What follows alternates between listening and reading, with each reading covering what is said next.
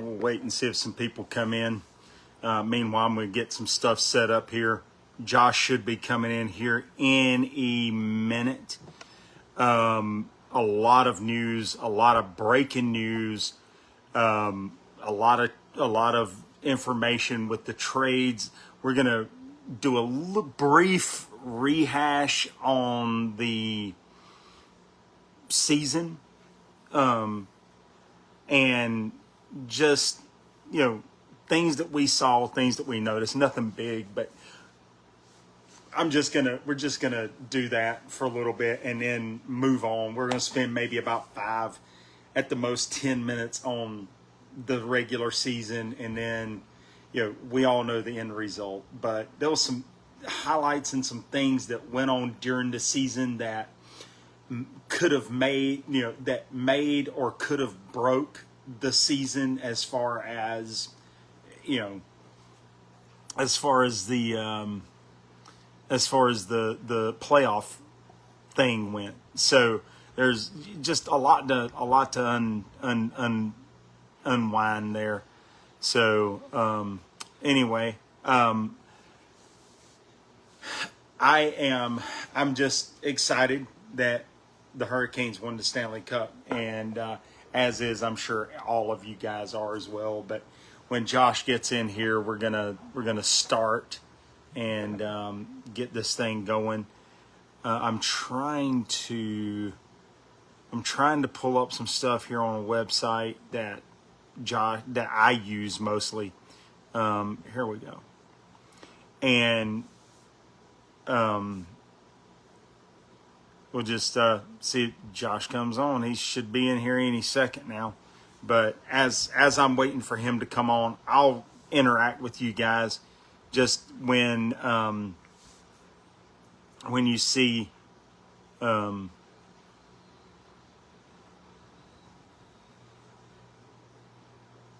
goodness, they're going on with the 4th round now. Let's see. NHL draft. Hey Jacob, how you doing? Look, man, Josh is going to be coming in here in a few minutes.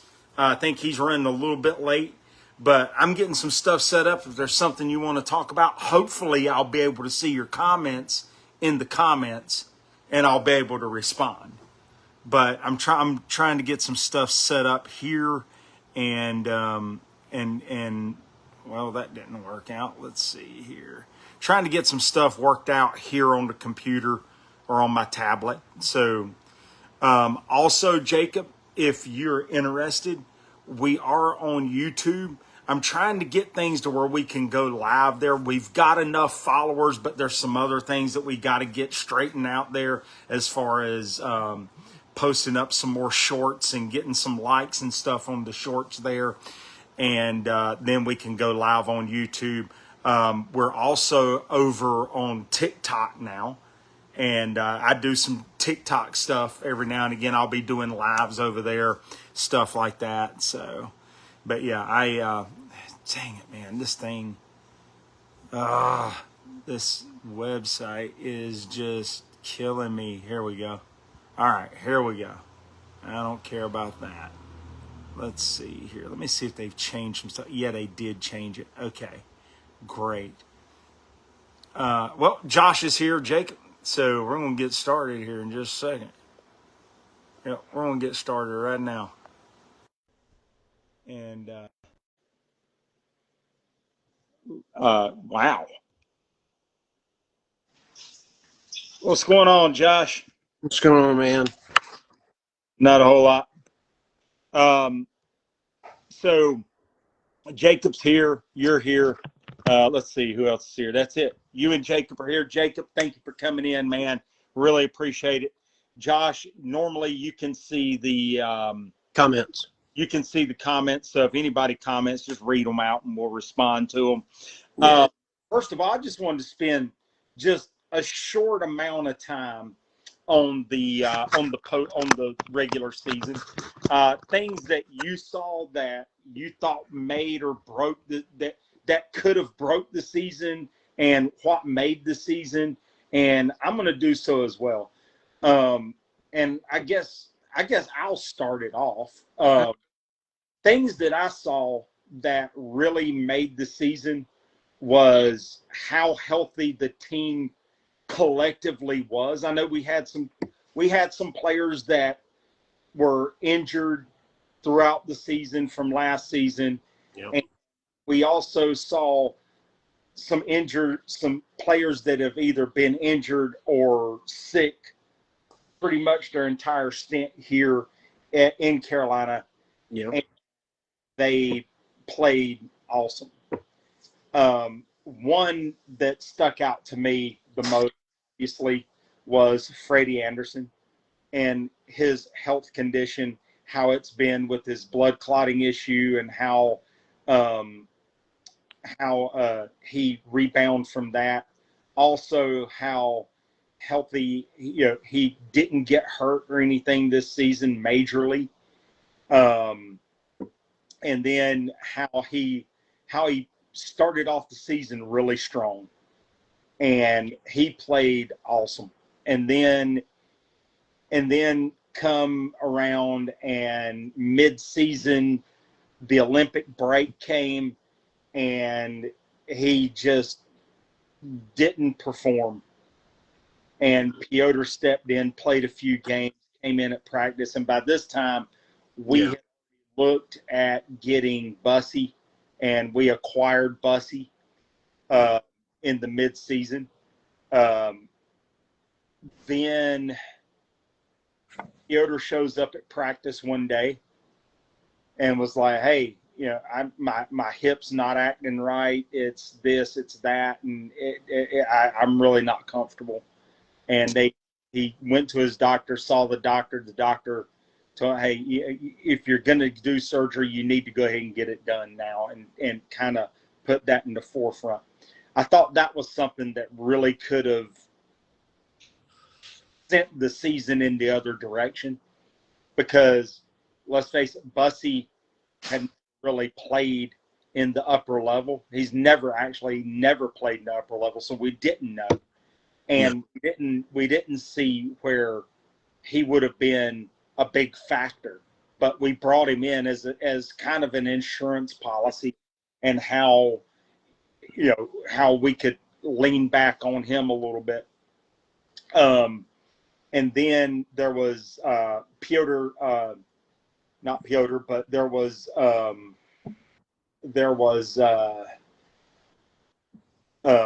Kokaniemi, who just, we all felt like that if he was going to come back and do anything, it was going to be this season. Mm-hmm. And he just continued in his slump. And coming out of the break, or when Freddie hit his slump, we put Bussey in after Piotr got hurt and wasn't able to continue playing after further injured that.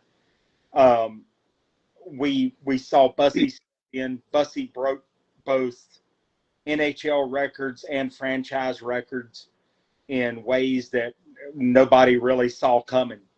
Yeah. And then we get to the other side of the Olympic break, and he goes cold. And so we kind of leaned back on Freddie, and Freddie played lights out all the way to the playoffs. Now, going back, the Hurricanes won a lot of games. There were like 50-plus games that they won. A lot of those came in way of win streaks, which we didn't have as many win streaks this season as we did last season. And last season, we didn't have as many win streaks last season as we did 3 seasons ago. Yeah. But, Carolina found a way. They did it. And the players that really, really impressed me the most was Chatfield, one. Not the number one, but he's one of the ones that impressed me a lot. Not in ways of him scoring goals or putting up assists, but just the way he went after the puck, the way he handled himself in a defensive position. He was very on it. He made a lot of major plays that could have otherwise been devastating to the Canes. and he put himself out there. Jacob Slavin, another one. Nikishin really come up and showed himself this season. And we'll get into him a little later on because he seems to be the topic of conversation here lately. But I also thought that Ehlers was kind of a silent horse throughout the season. And the reason I say that is because his playing, he was more of let me pass it off to the one that I know is going to score, and kind of set back and rode that part of his play out. And then finally, I guess somebody said something, hey man, just get the puck and shoot it. Don't hold back. And he did, and he come out and he started becoming that leader on the team that we were looking for. And he finally did that. And I thought he played an amazing season this season.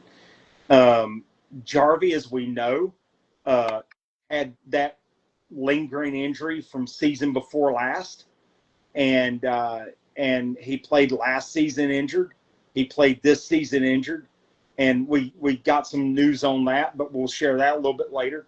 But I really thought all in all, the Hurricanes they were healthy and they were uninjured. And for the most part, Slavin was hurt there for a little while at the beginning of the season, but he'd come back and he was playing really awesome. So outside of that, him and really Kochetkov, there wasn't any real injuries there or, to speak of other than the ones that we already knew. But then we see how, that with the Canes being healthy, how that helped the Chicago Wolves in their Calder Cup run. They did an amazing job. They come in as a dark horse, unexpected to even make the playoffs, much less, or not. They were expected to make the playoffs, but they weren't expected to make a deep run in the playoffs like they did. And they made it to the Calder Cup finals, losing out 3 games to 1. But, it was the fact that they just didn't. They had the experience there. They had the players there. It's just they faced up against a team that was much superior to them. But throughout the playoffs, they made wins. They won series against teams that beat them in the regular season in the regular season series. And the Griffins, one of them, I mean, they gave the Wolves a handful. So, and that really shows how those players there are developing and how good they're playing as a team when they're healthy, when we're healthy and they're healthy. And I know they had some issues throughout the season because they had some call-ups from the Gargoyles. But I mean, all in all, man, they really played awesome. That team did. And it reflected back on the Hurricanes and how well they played during the regular season. And if you want to give your reflections on the regular season, then we can talk a little bit about the playoff season. I'm gonna answer Jacob. Jacob Gresco has left a question, so I'm gonna answer this and then I'll give my reflection. Mm-hmm. He said the chances of the Canes going back to back, if everybody is healthy and everybody comes back, then I think you've got high chances. I mean, I think that if you had to ask me right now, I'd say that the chances are pretty good. We do know that currently 2 players are going to miss some time. One of them's going to miss a bunch of time before the new season. Another one's going to miss some time probably halfway through the season. And we'll get into the rest of that a little bit. But my reflection on the season is a little bit of a tale of 2 seasons. So the season started and, Kochetkov only played, I think, in 5 or 6 games. Yeah. And he had a lingering injury from last year. He decides to go ahead and have surgery. We pick up Bussy. Jacob Slavin had knee surgery, so he wasn't back yet. I think he only played in 39 regular season games. Also, Gostafir, I think, only played in about 55 games. And he was like a point-a-game player for the games that he was healthy. But we had several people miss time this year for one reason or another. Mike Riley, he played in 42 regular season games this year. That's a big number. Kokanemi played in 42 regular season games. Everybody knows that he's a bit of a disappointment. He didn't get to play. He basically the last half of the season he was a scratch unless somebody was not healthy. Bradley Nadeau came up for 12 games. Charles Alexis Legault played in 12 games before he cut his hand. Mm-hmm. So we had a lot of players come up that showed the depth of the organization in the regular season.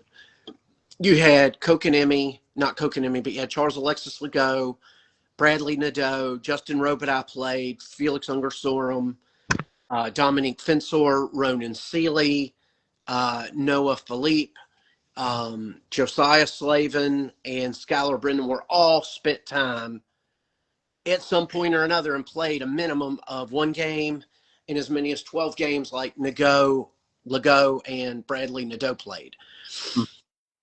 We had some injuries, and Nikishin had to grow up fast in the beginning because Slavin wasn't back. And we had to have it. And all of our defenders, for the most part, spent some time on the injury list for short periods of time.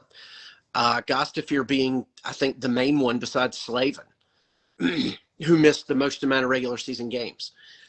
Talking about performance-wise, I think a player who was playing hurt, who scored a career-high 32 goals this season, Seth Jarvis, I think that's incredible considering he's been playing with a shoulder that he injured in 2023. Mm-hmm. And that's just, I mean, to play hurt and to get 32 goals in the regular season that blows my mind. That blows my mind. Got to head back to work. Jacob Gresko says, got to head back to work. Thanks for the answer. Yeah, man. Catch y'all next time. Jacob, we'll catch you next time, buddy. Hey, Jacob, when you get off from work, you can go and watch this on I'll post it up on YouTube so you can catch the rest of it, okay? And also, we're on TikTok too, man. Mm-hmm. Or at least I am anyway right now. There you go. And it's under the same name. Everything's going to be under the same name as the group. So I mean, the other thing, Joel Nystrom played in, I think, 38 games this year.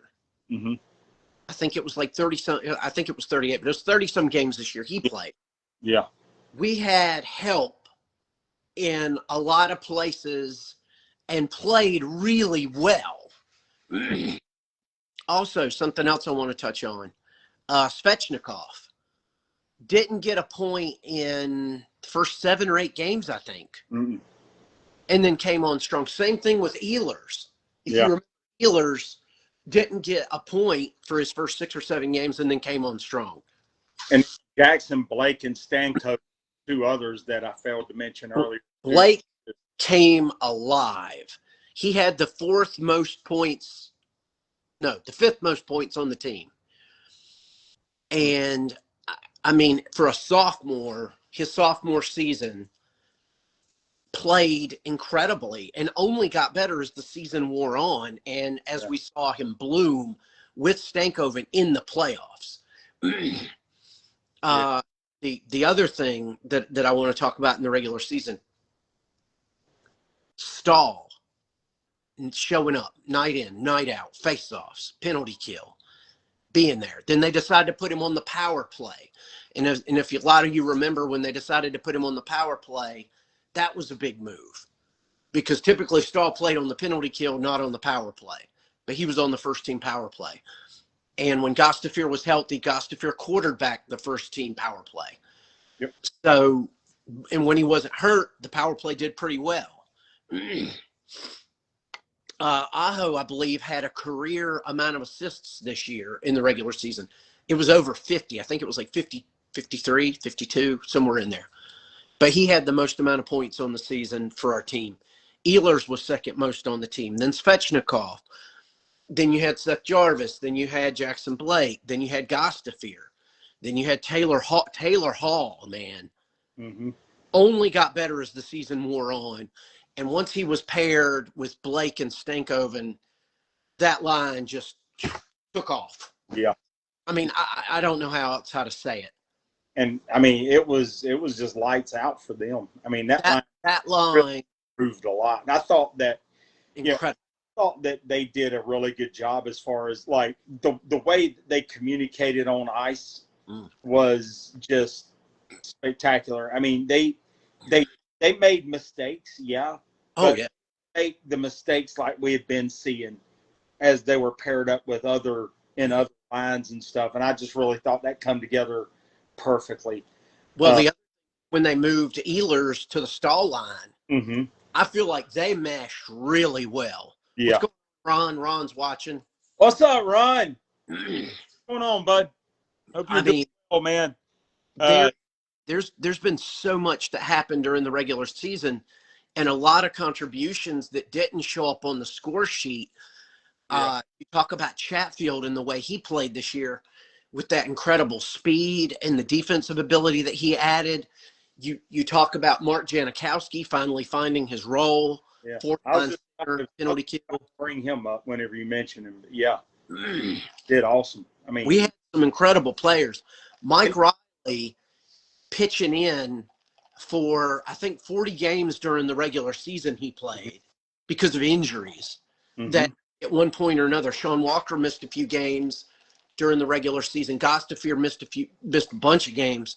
Slavin missed a bunch of games, but we knew that they were trying to control his workload coming back off of that knee surgery. That's. I mean, we had a regular season that showed the strength of an organization, in my opinion. It showed that the Wolves are as poised as the Canes are, and the Wolves ended up in the Calder Cup Finals. Unfortunately, they didn't get the result they wanted with that. They came up a little short. Nobody expected them to be in the Calder Cup Finals. No. Everybody thought that the Hurricanes couldn't get past the Eastern Conference Finals. Yeah. Well, let me tell you, they blew that door wide open. Oh, yeah. They blew that wide open. And, and this is something that the question is, like we finally got over that hump. Ellie called it. I called it they get at least to the Eastern Conference, past the Eastern Conference Finals. You wrote that down and you had it dated. Yeah. You wrote it down. Ellie called it all the way.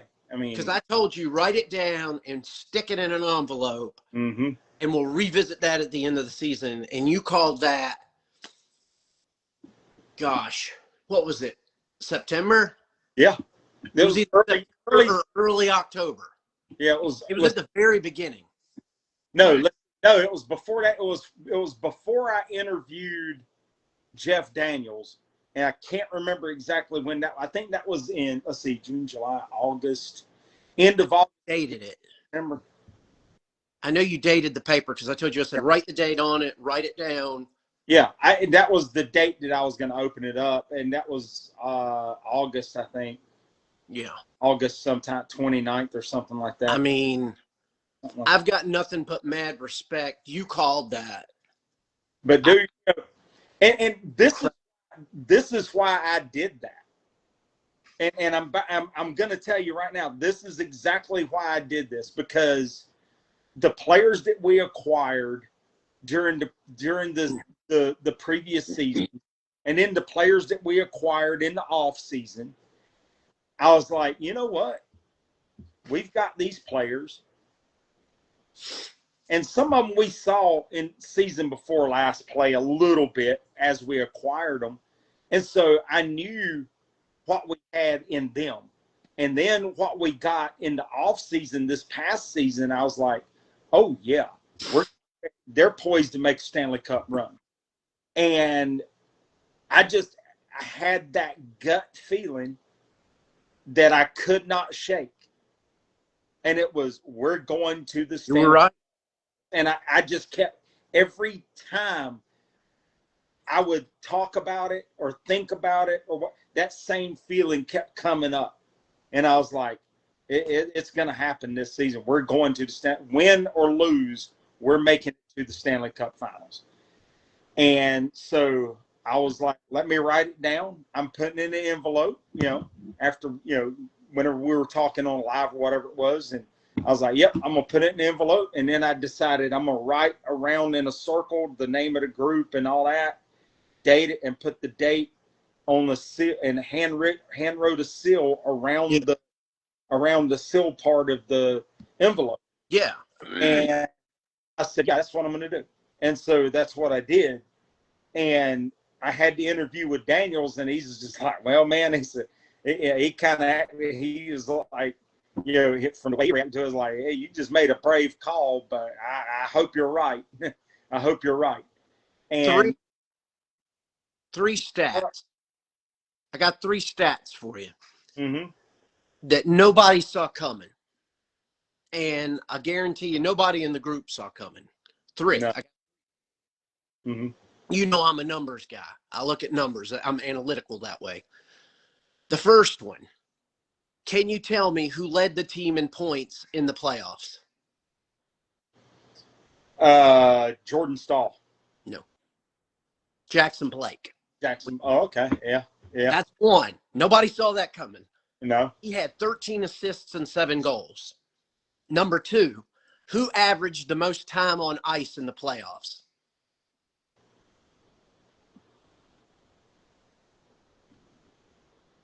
The most time on ice in the playoffs. Yep. Who averaged the most time on ice? You want some Jeopardy music? Do do do do do do do do do do do do do. No, it wasn't Miller. It was actually Jacob Slavin. Miller was number 2. Ron is commenting here. Ron guessed Blake, and then Miller is who Ron guessed. But it was actually Jacob Slavin with 23 minutes. Right. Now, Miller was number 1. Excuse me, you were right. Miller was 24. Slavin was 23. So it was Miller. Right. But you never would see that coming with either one of those. Mm-hmm. All right. The other stat that I'm going to give you, and this one's kind of one that should be, I think, a little easier. Who had the best shooting percentage in the playoffs for the Canes? Stankoven. Jordan Staal at 22.2%. Okay. Stankoven was 20.5, and you had Ehlers was 20.5, and Logan Stankoven was 20%. Okay. Jordan Staal came alive in the playoffs, man. Mm-hmm. Like, came alive. Yeah. And, one thing that impressed me in the playoffs was how Logan Stankoven just before the playoffs into the regular season. Oh, yeah. Lit it up and just come to life like a monster. And he proceeded with that. Mm-hmm. And like after about the second game in the playoffs in the first round, I was like, screw that. If Jarvis scores, we win. It's if Stankoven scores, we win. And that seemed to be the case for the most part of the playoffs. And then he went cold there for a little bit. I think he did get a couple of more goals later on, but then it was like somebody took Jordan Staal and grabbed him by the neck and just shook him awake, and he come alive. And then Ehlers come alive. And then, and it was just like, it was different just players. No pun intended, but it was a perfect storm. It shows you that it takes a team to win. Yeah. It took multiple players scoring 5 goals or more in the playoffs. Jackson Blake had 7 goals in the playoffs. Taylor Hall had 7 goals in the playoffs. Nikolai Ehlers had 8 goals in the playoffs. Logan Stankoven had 11 goals in the playoffs. Jordan Staal had 8 goals in the playoffs. Sebastian Aho had 5 goals in the playoffs. Mm-hmm. Andrei Svechnikov had 6 goals in the playoffs. Yeah. I mean, we could just sit here and we could go. I mean, and all those guys had more than 5 goals. Yeah. Shows you it takes a team. Yeah. No one player is a magic bullet. Now, Freddie, hats off to Freddie. Freddie took us all the way to the finals Yeah. and to the third Oh, game, I mean, really. playing with a concussion that the spotter missed and the knee that he injured in that third game. And then the other thing, you know, we banged on Freddie all regular season, and he didn't have it in the regular season. Well, Because playoffs, I don't know what happened, but go it's back to the beginning of the regular season, he flipped and the switch. that first stretch there, he was hot. He was on it. And then all of a sudden, He fell off. and he just didn't have it after that until after the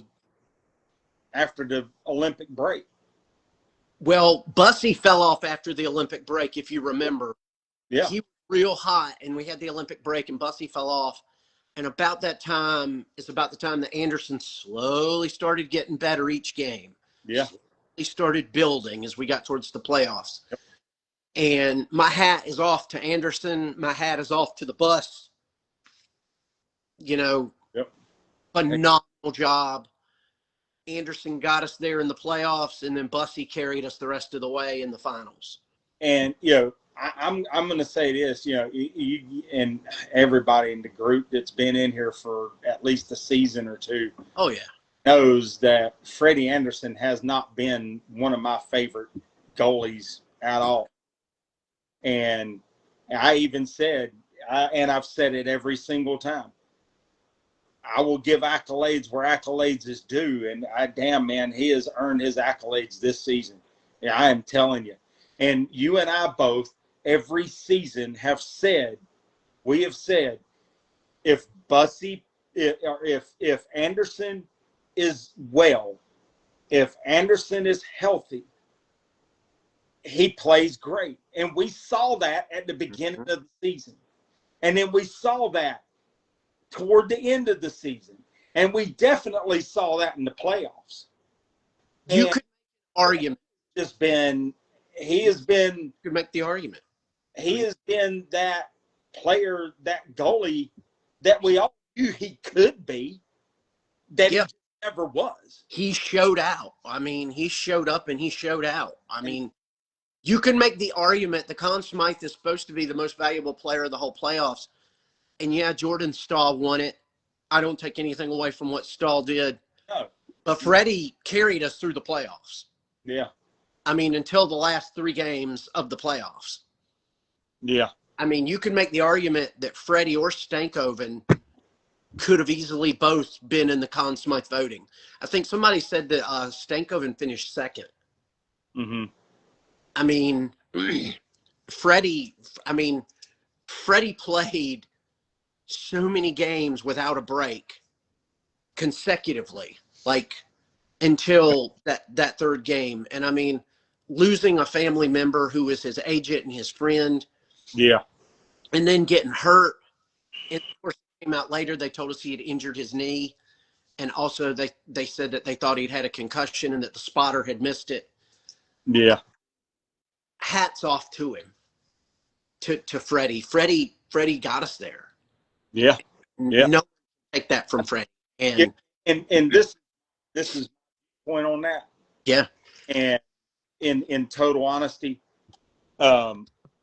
without Freddie Anderson, had it been Bussy and Kochetkov, I don't think that we'd be talking about Stanley Cup champions. It will never. And I'm honest. I mean, we'll never fell off. Bussy falling off, but man. And then you saw Kochetkov. I mean, he played good, but there's a period of time in there where he starts to fall off too, you know, in each season. And I just really, you know, without Freddie, I don't think we were in the Stanley Cup final. I mean, I don't think that we would have won the Stanley Cup this season. I mean, really, honestly, I think we could have made it to the Stanley Cup finals, but I don't think we would have won. Now, next season, I think with a combination of Bussy and Kachetkov, I think we could repeat. Honestly, I do. I think Bussy is the man to go to next season for the number one shot, for the number one seat. That's just what I think. I mean, and that's how I feel. And Well, while we're on that topic, Eric Tolsky was interviewed recently twice. mm-hmm. He interviewed after, during the first round, and then he had media availability, and then he did an interview on SportsCenter, and there was a plethora of information that Tolsky gave us. Mm-hmm. Information that you and I didn't have, that we didn't know. And he did say they were open to re-signing Freddie. Yeah. He did say that. He also told that the noise around Nikishin, of course, there's a lot of noise around him because he's currently unsigned. Right. Nikishin is a restricted free agent. So what does that mean? He's not going anywhere. And Tolsky said that's kind of on the back burner because they had the draft and everything else going on, getting Nikishin re-signed. Now, we do know it was confirmed that Nikishin was offered as part of a trade package for Connor Hellebuck. Yeah. And with Winnipeg, and that did not pan out. Mm-mm. We also know that they are currently, or at least last time I looked, hold on, I got to pull up the name of the player. There's a player with the Columbus Blue Jackets who we are rumored to be in on potentially, or at least fielding, they're listening to offers. Yeah. Zach Werenski. Yeah, I'd sent that to you earlier today, I think. I couldn't remember the last name. I remember the first name was Zach. I had to look it up to get the last name. Yeah. And according to what I've seen, he's a really good player. He's a point of game player. I think he'd be a really good fit with Jarvis, Aho, Ehlers, Sheshnikov, and in that group. He's 28, so he's about their age. Yeah. Yeah, well, he's probably closer to Svetch's and Aho's age. Yeah, he's about my age, 28. But he had, I think, 81 points this season. Yeah. So he's 28. He's got 2 years left on his current contract. He's making almost not quite $9.6 million, just under $9.6 million a season. Yeah. That's a lot of money. We've got about $11.1 million in cap space. Yeah. And I think what they're probably discussing with them is maybe dumping Kokaniemi off on them. I don't know. I don't know what the discussion is there. I know that there's some draft picks there and maybe a prospect or something that's going to be tossed in with that. But that's, for, next season. But yeah. I mean, we know currently that the Canes are going to look around. So what do you do when you win the cup? You try to get better. Yep. And this leads us into the part of the show where I'll tell you guys what Tolsky said. Eric Robinson had knee surgery. He will miss the next 6 to 8 weeks with knee surgery. They do expect him back in time for the regular season. Seth Jarvis had shoulder surgery. Tolsky made it very clear that Jarvis was trying to wait, and you can try to re-strengthen it, and you can try to do other things, and they had tried that. But since 2024, I think the 23-24 season just hasn't worked. I mean, and it's got to be prepared. I think, that's what. Yeah, I think also from things that I've heard about that going into this season and after a while, they were still contemplating on that, and I think that he was in the sense of, well, if we were to go to the Stanley Cup, if we were to go into the playoffs and get to the finals, then I want to be there and I want to be a factor there. And he was. I mean, he was a factor. he was awesome. I mean, did he score that much? No, but I mean, he was. You don't always have to score to make a Yeah, difference. and that's the point I wanted to make earlier is that you don't have to score goals. You don't have to make assists to be a big factor on the team. No. And that's the thing, we know who our scorers are. Yeah. We know Jarvis, Aho, Shechnikov, Slavin, or Stahl, and Blake, Ehlers, Eindhoven, Jack Ehlers. Blake. We have 8 guys that scored 20 goals or more. Huh? We have 8 guys on the team during the regular season that scored 20 goals or more. Yeah. I mean, That's incredible. 8 players, and Stankoven, Mm-hmm. and Paul, he was right there in that mix. So, I mean, Taylor Hall was so close. yeah, I think he had like 18 goals. It was like 18 or 19, yeah. Yeah. And so, I mean, you can't, that's 9 guys that are either just under 20 or scored 20 or more goals. And so we know those 8. We know those are our scorers. We know those are our goal makers. Yeah. And, the rest of the guys, if you get a goal here or there, so be it. But now we know who those guys are, that's going to do our scoring. Yeah. So just feed them the puck. Do your job, but feed them the puck. Yeah. I mean, and that's all the Hurricanes need. And I think that's what they did this season, and that's what made them so connected and so in focus and so driven and so good, was that they finally settled in. They knew what their parts were. They knew that, well, okay, what role they needed to play. you're not a strong scorer, so don't try and shoot the puck, pass it off, type thing. And it worked. It worked. And that's what got us over that hump, was everybody was on the same page. Overall, during the whole season, everybody was on the same page. Everybody knew their role. They stuck to their role. They didn't try to swerve in the other lane and try and be something that they weren't. And that's what got us to where we were. And it worked out great. Now, and that's what got us to Cup, along with great goaltending between the tandem. And, next season, the question is now, well, can they repeat? Well, I'd sure hope like heck we can. I really do. They have to bring the Cup back again, back to back. They have the ability. I am more than.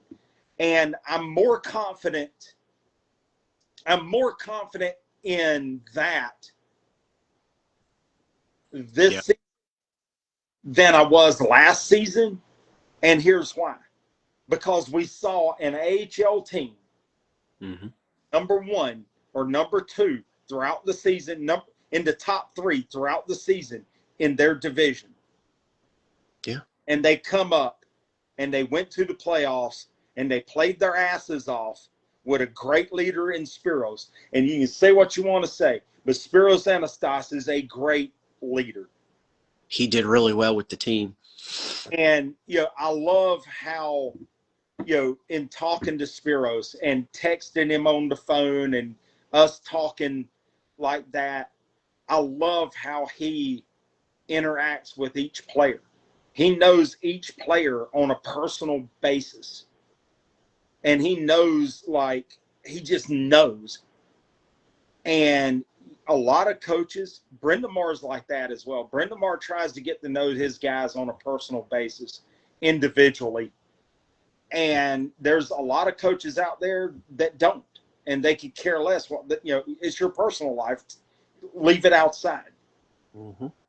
But I like the way that these 2 coaches embrace their players. And Spiros, in talking to him and throughout the season, texting throughout the season, he genuinely has a love for his players. Like genuinely, he loves his guys. Yeah. You don't see that in every team. You don't see that in every organization. And that speaks a lot about our coaching staff in each level. And I know the Gargoyles are relatively new. They just got a new coach and all that, but we'll see how that bleeds over into the Gargoyles as well. Yeah. The system that is proven, it works. That system can win a Stanley Cup. After all the times that they said, oh, well, but I know what the next step is going to be in media talk. Well, it was just a fluke. Does that system really work?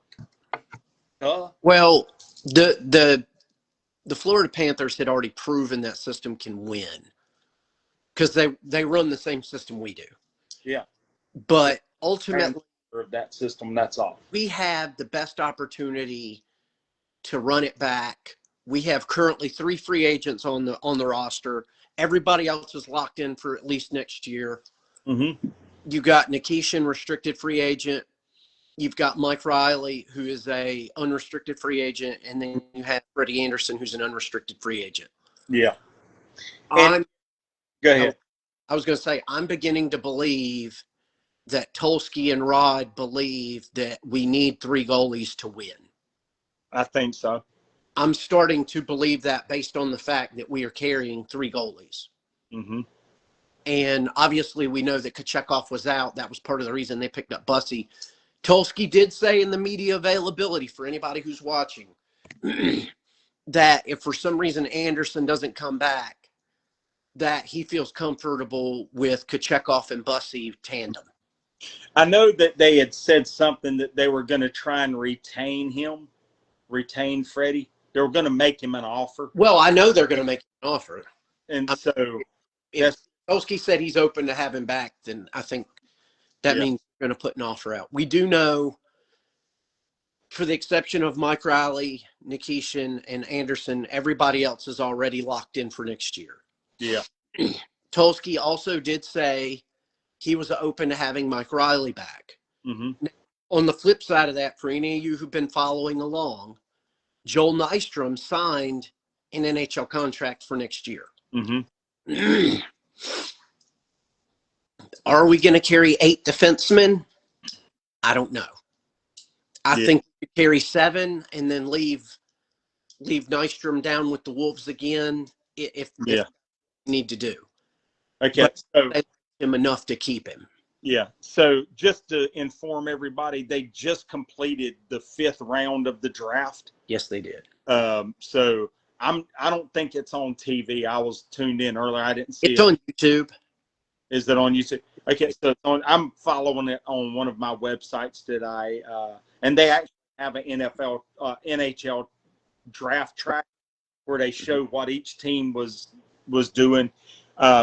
We can go over that here in a few minutes. But, here's another thing that I wanted to bring up, and I keep forgetting it.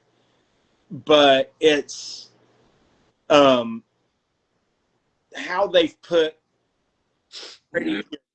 been putting Nikishin out there for to as a bait to see if anybody would go after him that'd be willing to trade a goalie. We did draft a goalie last. That's Ron. I think that's just I think that they're just testing the waters maybe for next season or something along those lines to see what they could get, and also to see what conversations they can stir up with other teams. The best recollection I can get from the Kotkaniemi deal is that they have teams interested in Kotkaniemi, but the teams that they're talking to are not willing to give up a player for a player, and one could help us now. Yeah. But they're more willing to give up draft picks and prospects.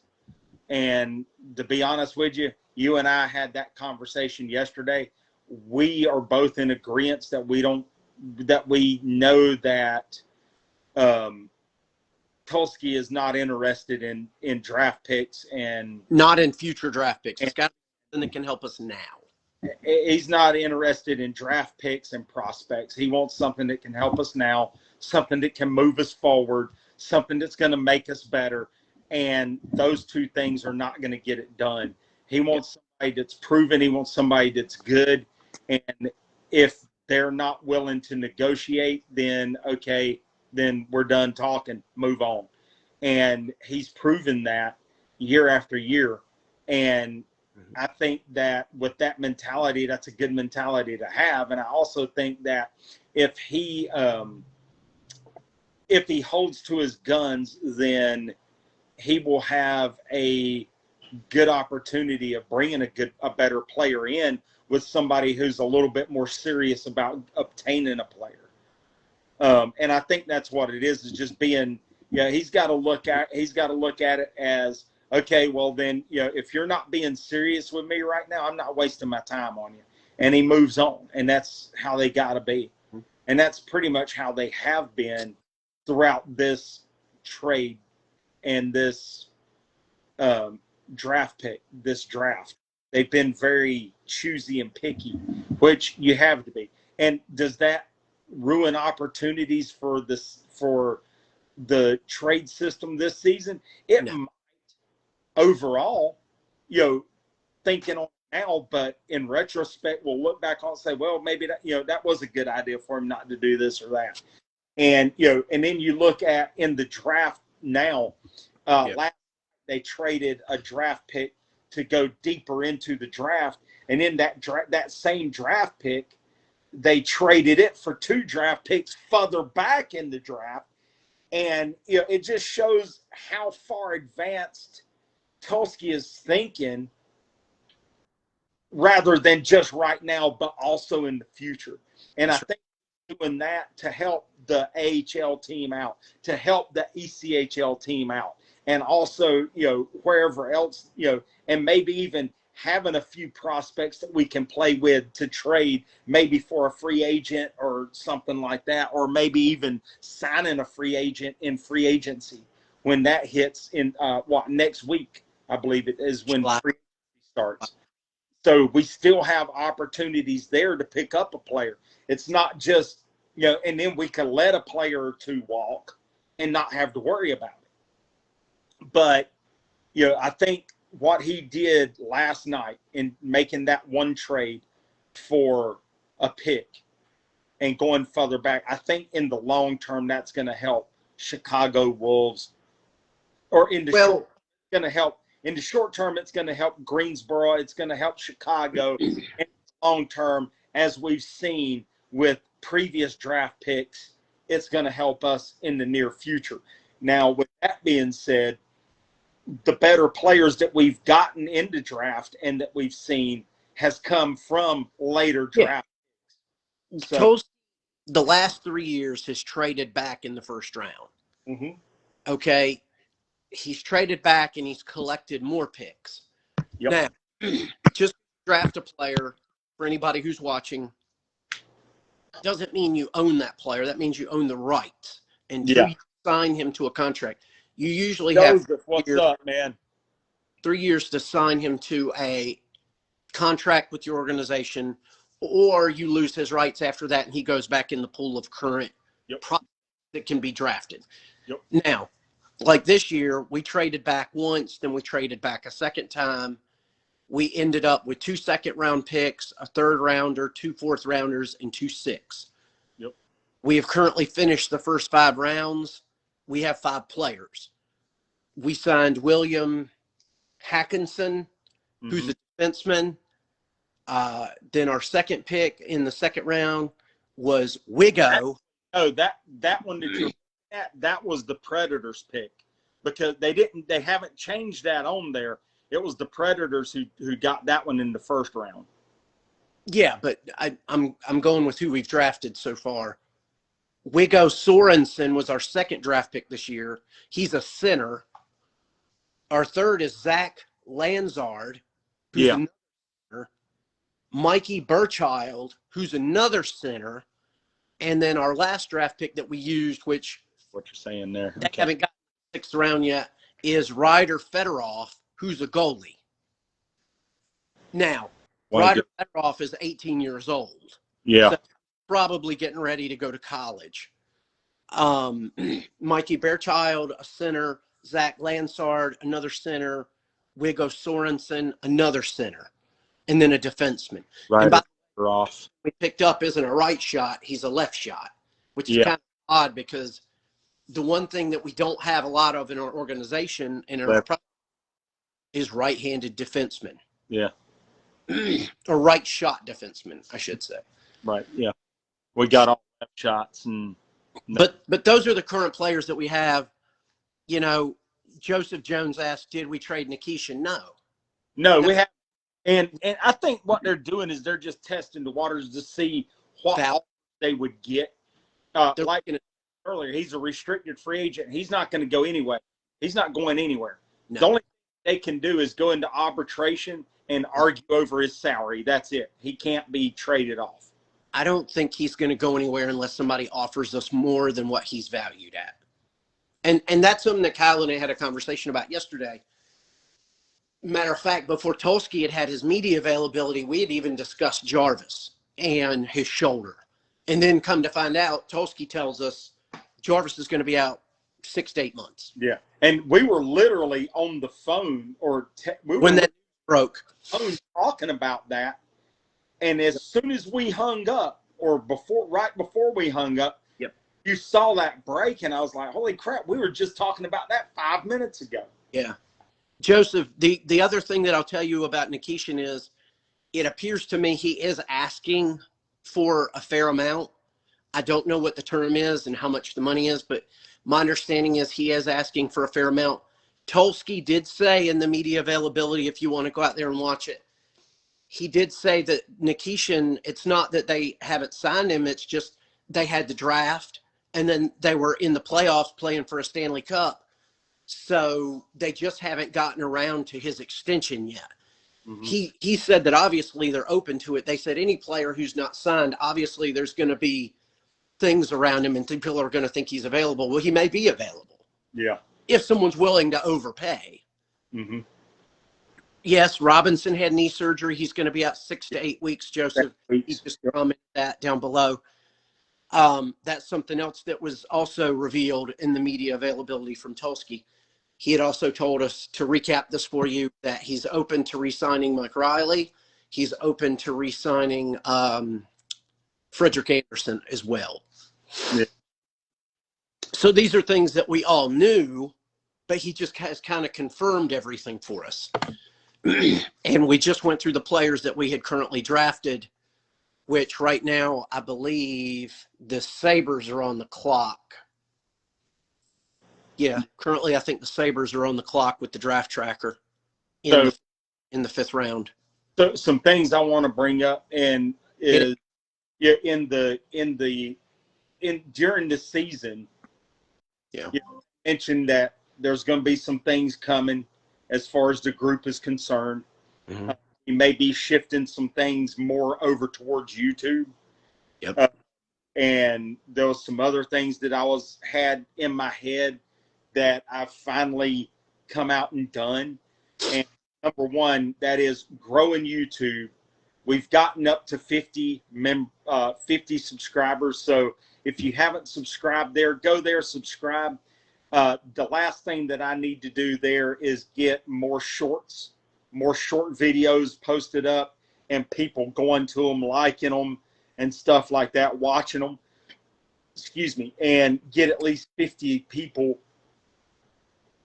or 50 different likes or comments or whatever it is on those. And then we should be eligible to go live there. Also, I've launched a TikTok account, and we're on TikTok, we're on Instagram. It's all under the same name, Carolina Hurricanes Fans Only. So you could go there and find us on all of those. So I just wanted to let you know that. So, but I'm going to try and share everything, especially like the shorts. I'm going to share those all across every platform except for Facebook. because I want to drive more things out towards those accounts as well. Not Yep. what I call our home base account, which is here. We still will be doing lives. We'll still do content and stuff here. And we'll, once we get some sponsors, just so everybody knows, we lost our original sponsor, who was formerly known as Artisan Tropic, who rebranded into Really. It wasn't anything negative. It was just the fact of the matter that they were growing at a more rapid pace than what they had ever anticipated on. Yep. Much like me with the group. I mean, we have really grown heads and shoulders since we went with the group. 4 years ago. And 4 years ago, we only had like 50 members, and now we're up to just over 3,000 members. So thank you guys tremendously. Thank you for everything. This isn't monetized. We don't get paid, guys. It's a labor of love. And this is the group really took off. And then, going to YouTube and starting that up and seeing how that's grown. It's a slow crawl. It's taken us, I don't know, about a year to get 50 members. And I've looked it up everywhere, and YouTube is a very slow crawl. You go viral, yeah. And I'm now in Instagram and now just on YouTube, on TikTok. I've been on TikTok for a while, but I rebranded the name on there to match the group. And I did my first live there today. It was, I think, fairly successful. I don't know. I mean, I had 177 views in like 30 minutes, in like 45 minutes actually, but that's crazy. I don't know. We'll see how that goes there. But I've posted up some shorts there. I'll continue to do that there on YouTube.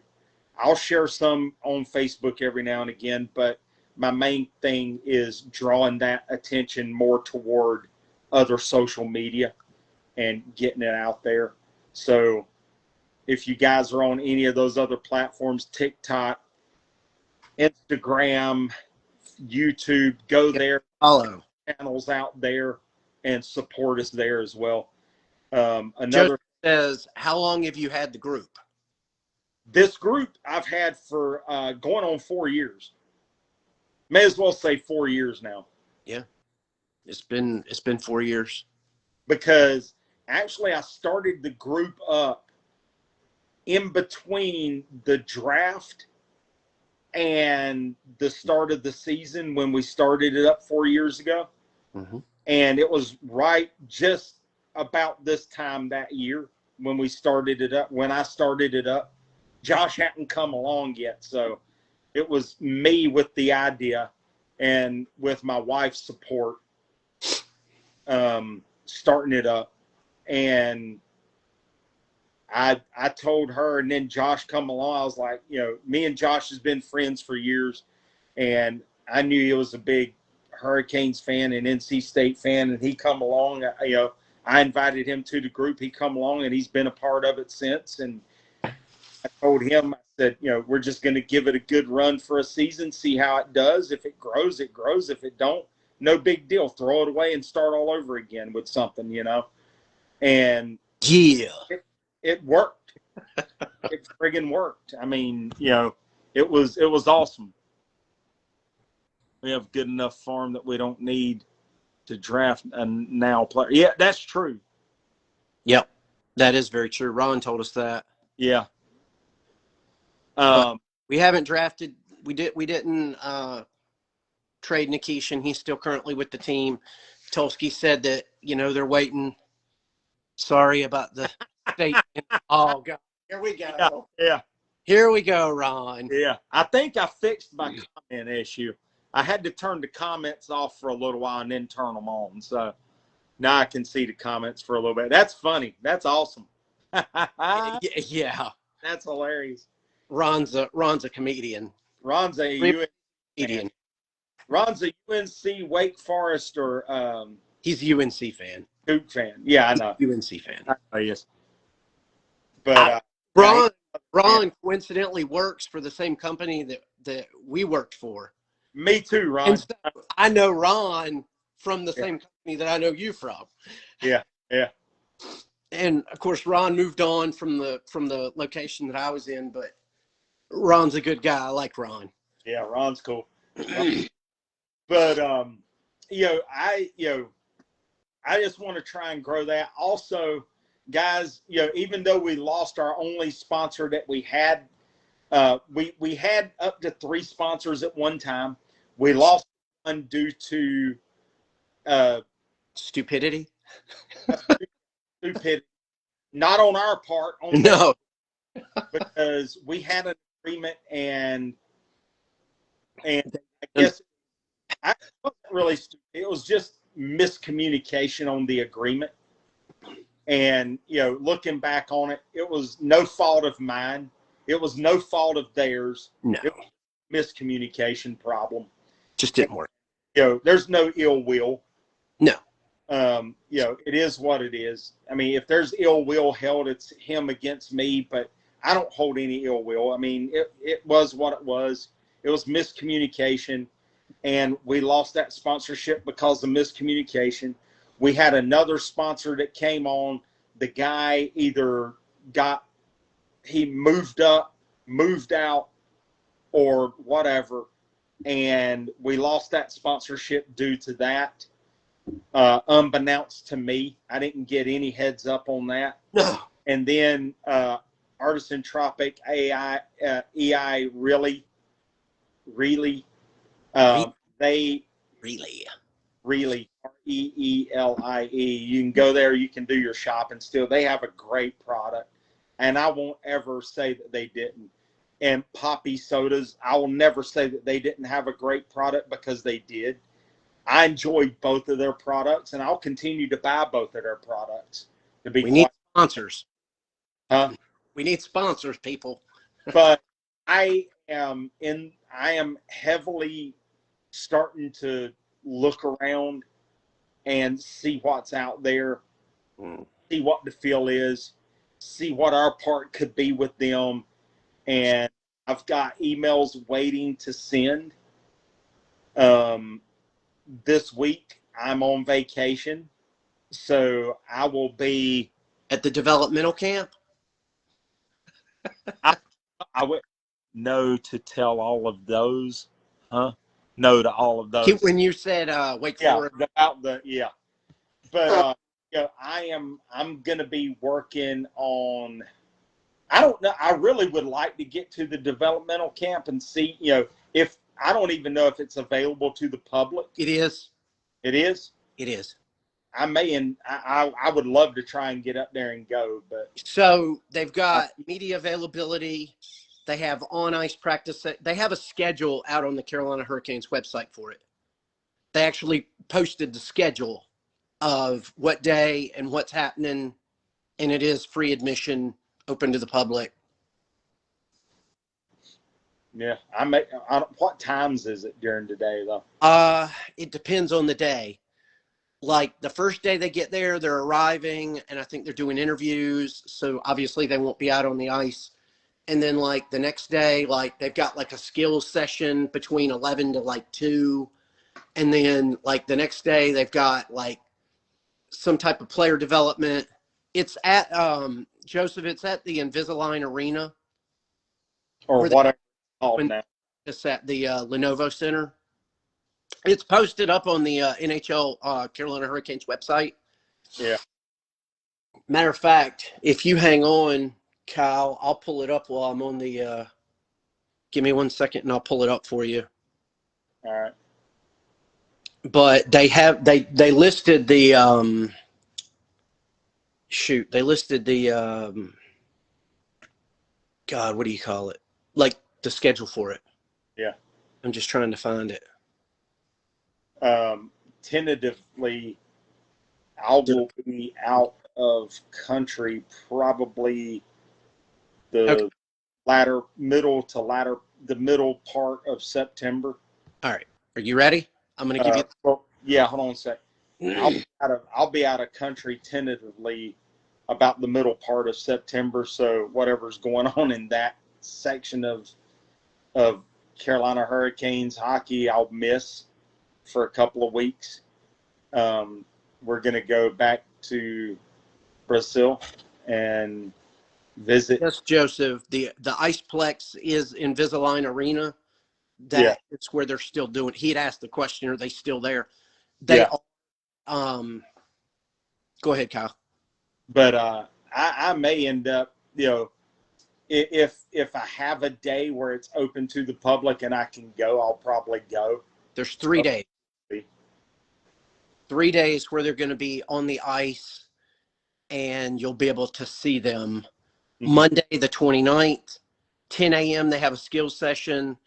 3 p.m. Ron says, "Did any of you guys get tickets to the game in Finland?" No, Ron, I didn't. That's a little bit much for me. Yeah. With the plus travel and everything. Monday the 29th, 10 a.m. and 3 p.m. There's skill sessions. The Tuesday the 30th, 9 a.m. is a fitness test. 1 p.m. is on ice testing. Wednesday, July 1st, 10 a.m. skill session. And those are the 3 days that they're available to be seen, like on the ice. If I were to go, it'd probably be Wednesday. Well, I mean, because that would be the only day that I'd be able to go, actually. Because as you all know, I posted in the group that I was going to get my hair colored, on a Hurricanes colors if they won the Stanley Cup. Well, as you can see, it's not colored yet, but not yet.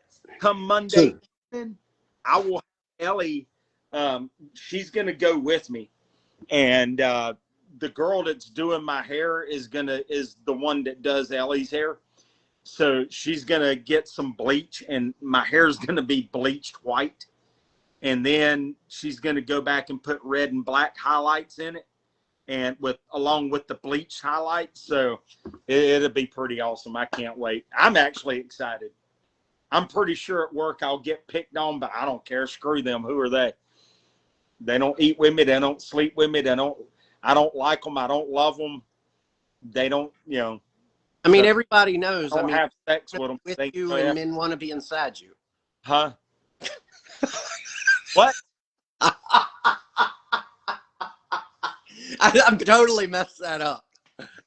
What? What I said. Sick. You're a sick human being. You need. Ron says, not through the Canes, separately. Not bad, making a European trip out of it, going to the 12th of November game. Ron, that's cool, man. You'll have to take pictures. Enjoy. Post them up in the group, man. Yeah, me and Ellie, we're going to be going, my wife, our executive producer, me and her's going down back home to Brazil. It's my home, too, because, let's face it, I'm in love with the place. I love Brazil. So that's going to be fun. That's going to be a fun trip. I can't wait for that. That's going to be middle of September when we go. Before, you didn't have to have a visa to get into Brazil, but their current president, the jackass that he is, made it to where you got to get a visa. So as soon as we get the tickets, I've got to apply for my visa, which will take about 5 to 7 days, which is plenty of time to get it. And so I'm excited for our trip. I'm really excited for that. I can't wait. When we go, I'll be meeting her mom and dad for the first time. We're going to. Ellie wants to go to Rio, to Rio de Janeiro. Rio de Janeiro is how you say it in Portuguese. Okay. So yeah, we'll be going to Rio de Janeiro. And we'll go there for a few days, probably stay there. And then there's a couple other places. There's a place down in Blumenau where she's from. There's some waterfalls and stuff just south of there that we want to go to. So we'll trip there to that while we're there. And then the rest of the time we're going to be spending with her mom and dad and her sisters and stuff. So, or her sister. I think her oldest brother is still around there, and we'll be visiting with them too if they are. So that's going to be some fun times. I can't wait. One other thing I want to throw out for anybody who's watching this right now, maybe tomorrow, maybe the day after. If you know anybody who has a North Carolina-based company and they're looking for sponsor opportunities, we're willing to take on sponsors. We don't ask for a lot. We're not asking for money. No. Just if you know somebody that's looking, that would like to advertise and get relatively cheap advertising, Get with Kyle. Hit me up, let me know so I can get in contact with them. But we're not asking for money. No. The thing that we will ask out of them is samples of their product, as well as doing sending samples of their product to members when they win, like we normally do in our prediction games, and that's it. That's all we're asking. And I'll set up an advertisement schedule for them, and that's what we'll do. Joseph Jones has a question for you. Yes. How much do you think we shocked the world by winning the cup? Because I'm going to tell you, those commentators were getting pissed. I think that the commentators didn't think that we could do it. No. Most teams that had played us knew how good we were. So I don't think it was a question of talent. I think it was us getting over the hump. But, yeah, the commentators were not. Wayne Gretzky picked us. Yeah. Wayne Gretzky picked us to win it. Yeah. I was complete. They're going into round 6 here shortly. Also, one other thing. And also another one that had us was Paul Bissonnette, and you guys know how much I dislike Paul Bissonnette. Yeah, I'm not crazy about him. I'm not crazy about it. I think he's a pretty cool guy, and I think a lot of his opinion has changed since he took some ownership in the Gargoyles. Yeah. And he's had opportunities to actually go and see the Hurricanes play in person. And I think that's changed a lot of his opinion about the Hurricanes as well, not just his ownership in Chicago. Seen how we operate. Yeah. And I think he has a whole new respect for the Hurricanes based off of that. So much of it was just bashing. Yeah, it was. And, and I don't mind the bashing. Bring it on, because I can dish it out too.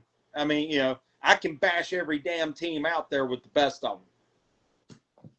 PK Subban's a friggin' idiot. I'd beat the out of him if I had an opportunity. I'd go toe-to-toe with him. He might knock about 4 or 5 of my damn teeth out, but his ass would know I'd been there. Anybody that wears man wears their breeches up to their boobs is an idiot. Ron said he's got to go. And he has a moose knuckle. See you later, Ron. Have a good one, buddy. Later on. Go follow us on YouTube, Instagram, and TikTok. If you don't, I'm coming after you. No, I'm joking. But anyway, have a good one, Ron. Hope you have a great day, man. Overall, I think that a lot of teams knew we were capable. We just needed to show we could get over the hump. Yeah. At the end of the day, I mean, the great one picked us, and it was destiny. Yeah. Ron, he's already on the YouTube channel. Okay, cool. I'm pretty sure he was one of the first ones. Yeah. Yeah, I believe he was one of the earlier joiners, if I remember correctly. He was one of the first from our group. I believe that the team can do it. They can run it back. Yeah, I think it's going to take a lot though, but they can do it. And Josh and I'll let you in on this little secret. So Josh and I, we have secrets. We had a back and forth about the Vegas Golden Knights and how they would dump the puck down on a long pass, and they would get it in the neutral zone and haul down and score, or make a good attempt and scoring chance. And my thing was that I come up with before they even started playing it was doing a triangle and 2 defense and offense. Yep. And in game 4, in that a little bit. They'd make that long pass and you'd see one player with 2 players coming up, or you'd see the 2 players and the 1 player coming up and the two defensemen staying down, and they started shutting that down. And like a couple of days before they started talking, a couple of days before they started playing that, Josh and I were talking about it, and they actually started doing it. And I actually sent Josh some pictures of what I was talking about drawn out, and using kind of a board, a hockey rink with the plays drawn out on how they could break that down and shut it down. And they did. And they did it exactly how I drew it out. And I was like, my God, how the hell they figure this out on, after I figured it out, and I'm not even a coach or anybody in position, but it's just from my experience as a basketball coach and a soccer coach, and I've played that exact play in basketball before, and it worked. I've kind of played that same play in soccer, just using a few more people, and it worked. And I was like, well, if it works in basketball, it works in soccer, kind of. Why can't it work in hockey? And they figured it out, and they started doing that, and it worked, and they kept doing it. And that's what really shut them down. I think that's what really helped them in that long run in the end there to shut them down and shut them. We drafted another goalie with the 165th pick in the 6th round. Mm-hmm. Zachary Janovsky is another goalie that we have picked up. With our 160. We have one more pick left in the draft, 192 later this round. Right, and that'll be our last one. Yep. Whoa, I went too far. But we've drafted 2 goalies. They're both 18-year-old goalies. They're young. Zachary Janowski. Yep. Zachary Janowski. He's a Canadian. Yeah, you guys help join our YouTube channel. Help join the YouTube channel. We're trying to get more and more content over there. Again, we don't get paid for this. This is not something that is like where we're just getting paid. This is a labor of love. You guys continue to support us. All 3,000 members of you now. And Kyle has opened up a TikTok account. Make sure you follow that. He's also got a posted it in by the way too. But continue to support us. Continue to come out, see what we have. We're going to post up more content. It is the same as the Facebook account. Joseph Jones says, is it the same as the Facebook account? Carolina Fans Only. Same name, yes. Same name. Same spelling with the capital letters and at the beginning of each word and everything. It's all the same all the way across all the platforms. So. Do we need to donate? But Joseph says, do we need to donate? No. I mean, if you want to, that would be great, but you don't have to. So we're not doing it for the money, Joe.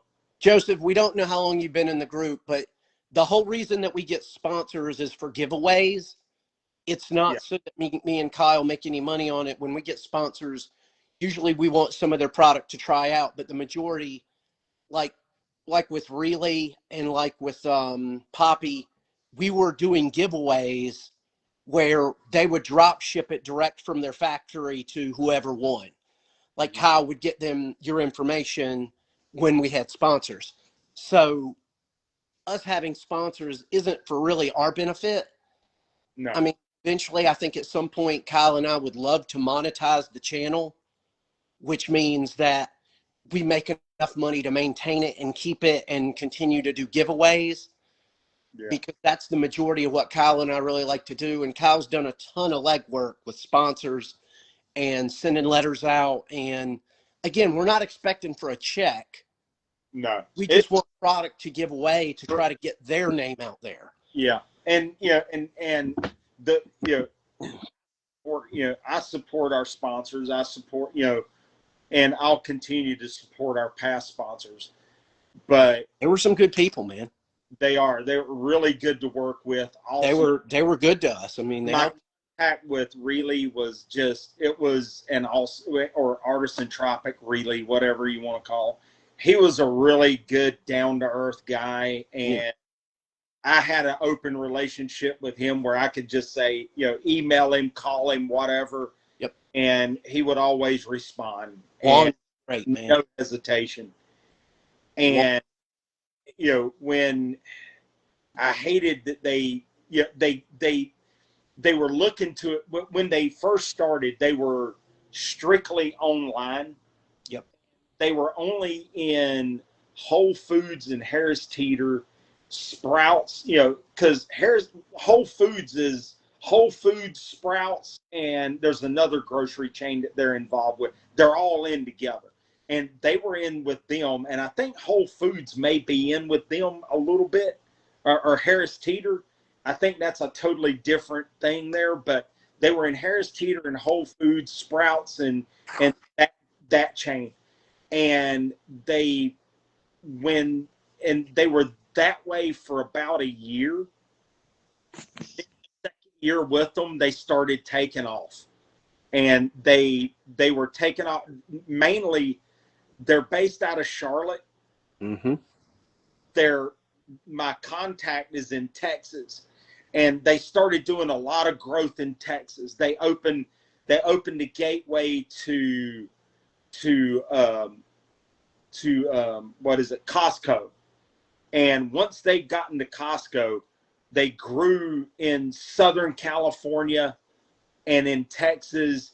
And then they started growing up the coast there, all the way up into California, and then they started moving out of California in Costco's, and now they've really grown into a lot of different stores and stuff like that. And then Poppy at the same time, they were growing. They already had a big base, but then they started growing more. They started getting into food lines, or they got into Food Line. They got into Sam's Clubs. They got into Walmart, 7-Eleven, and 7-Eleven, and different places like that. And independent vendors were taking them on, and so they really started growing. And my contact there, I don't know if he got fired, quit, moved up, but somebody else moved into that spot, and they just were not getting the emails that I was sending out. And obviously, I think he was gone because he never responded to me. So I think he either quit or was replaced. So, is what it is. And I did reach back out to them and haven't heard anything back. So I think I'm going to try one more time to reach out to them. But I also have 2 or 3 other ones that I'm working emails out, and I got to make the final draft of the email to 2 of them, and then I'm going to send 3 of them out, and then we'll see what comes of those 3.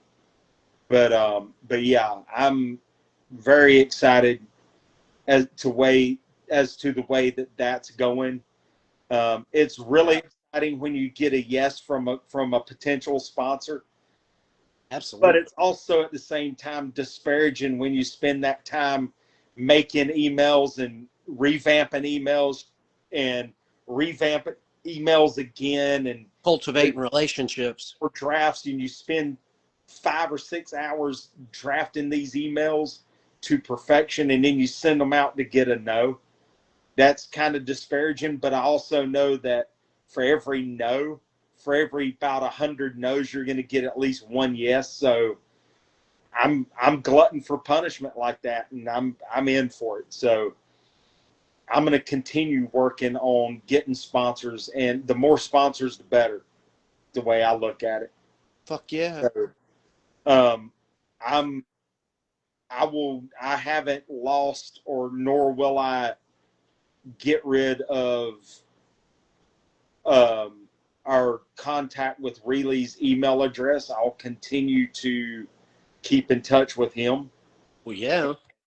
and see if there's an opportunity in the future for us to regain them as a sponsor at some point. So, I mean, you never know. I mean, we cultivate those relationships. Kyle's been absolutely huge at doing that. It's helped us. It's helped us grow as a group.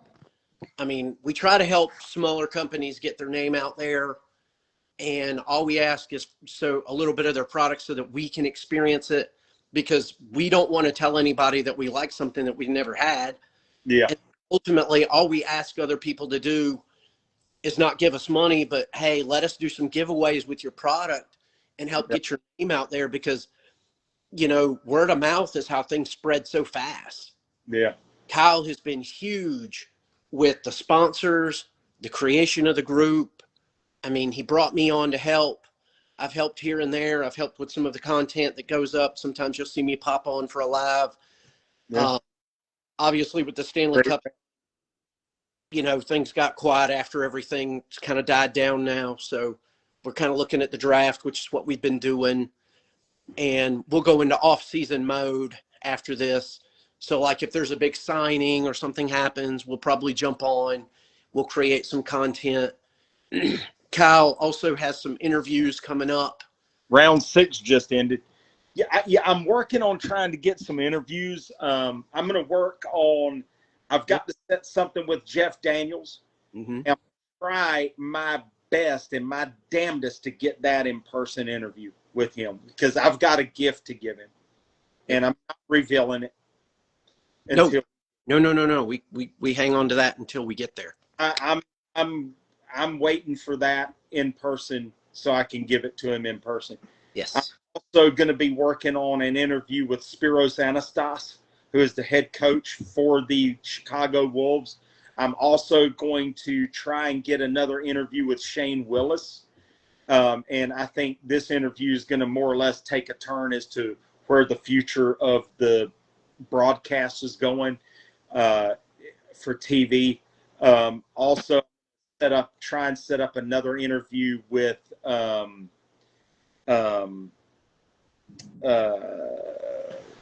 well, my mind just drew a blank. What's his name that does the anthem? Adam Lee Decker. Adam Lee Decker. Yeah, thank you. My mind drew a complete That's blank. okay. I had two people in my head at the same time, and one pushed the other one out, and then they both disappeared. And then I'm going to try and set up another interview with Wade Mentor, and that'll be my off season. Also, I'm going to be revamping all of the starting probably tomorrow or this week. I'm going to do about 30 minutes live on TikTok tomorrow, and just so I can get a 3-day streak there. I'll be on there Monday as well for a little bit, so I can get that 3-day streak that they're requiring there. But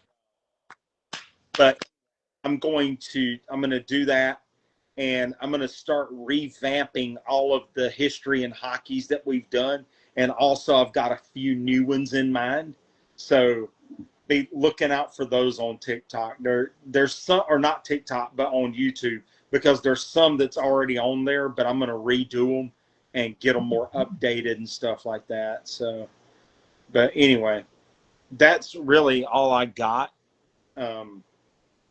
So That's really all I've got. I mean, you guys will see me pop on from time to time. It's kind of sporadic. If news breaks, if I get to it before Kyle does, I'll jump on. yeah, Or we'll try to do a live. We're going into off-season mode now. The draft has taken. Free agency starts on July 1st, and we know that Tulski's still fishing, so you never know. We'll see what happens. water, boys. Hooks are in the water. We're see. But my main thing is this. I know we've done a lot of copy and pasting stuff in the group as far as I'm concerned myself. But I'm going to start to wean myself from that a little more and get back to more original content, original posting of breaking news. It's not just going to be copy and paste this. It's going to be, I'm going to make a little short story there and post it in the group way of and post that in the group from coming forward. So I'm going to try and get away from that click and paste, that paste and click stuff. If you have What I questions, based this group off of was yeah. doing more of an from us as the admins and moderators, doing more of a original content type stuff. And that's what I want to get back to. Now, you guys in the group, you can do whatever you want to do. Copy, paste, whatever. I don't care. But as far as I'm concerned and my role in this, it's going to be more original content, not just, whatever. Because I want us to set ourselves apart. Drop them in the group for us.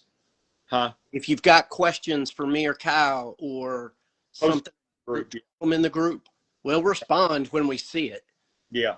I mean, we're going to respond as fast as we can, obviously, but if you've got questions, you can either tag me, like if you want to ask me questions about what you think I think, or this, that, or the other. If you want to ask Kyle, tag Kyle. I mean, that's what we're here for. This live has gotten a little bit long. We're over 90 minutes, but yeah, we're trying to get all the information that we have out to you guys, and obviously Kyle and our schedule, and Kyle's going to be on vacation this week. So he'll have a little bit more free time. Yeah.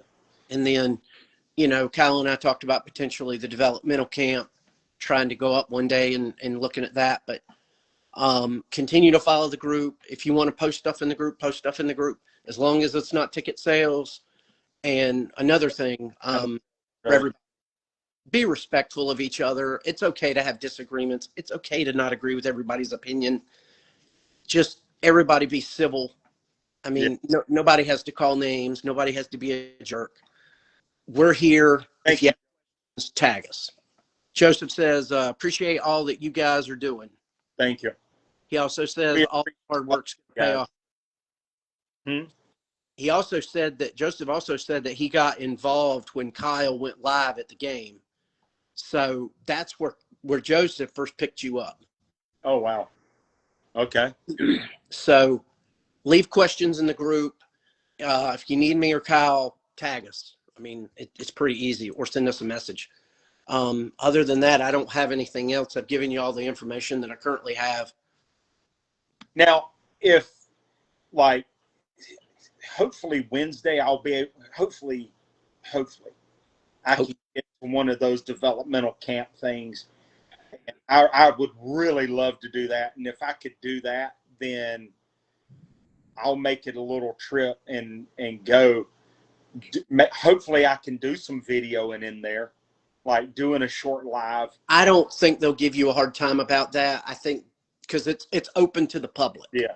I'm going to try, if I were to go, I'm going to go live and do a live and get it done. I mean, and hopefully, who knows what'll happen, but, maybe nothing, but, as far as me getting a chance to talk to people, but, and people, I mean, like coaches and stuff like that. But, if it happens, it happens. I don't know if Tulsky will be there, but who knows? He'll probably be working the phones for free agents and stuff, but we'll see. And but if I am able to go, I will post it in the group. So, and as always, guys, if you see me and Josh or me or Josh or both of us at the games, don't hesitate to come up and talk to us. I mean, I'm no different than anybody else, and Joseph, you should know, man. You should be able to click in the group to turn on notifications. Yeah, so, there's notifications in your app. Just turn your notifications on, and then you can. I don't know how that works. I'm not a friggin' genius on that crap, man. But I know that there's a way that you can get in there in the group. If we go live, you'll get a notification. You can turn the notifications on for individual groups that you're following. Just go in there to to that, and then you'll be able to switch it on, and then you'll be able to see when we go live. But yeah, and then also on YouTube, when we get new stuff, if you want to turn your notifications on there, you can do so as well, and that'll let you know when we get new stuff going there. Me and my wife, we're going to be posting some more of those little quirky shorts, and people seem to love those. I've come up with a couple of characters in there, and me and my wife, we come up with some stuff, so we're going to be posting in there. We'll be posting everywhere. So That's right. guys, just go in there, comment on it, like the stuff, and help us grow there on YouTube.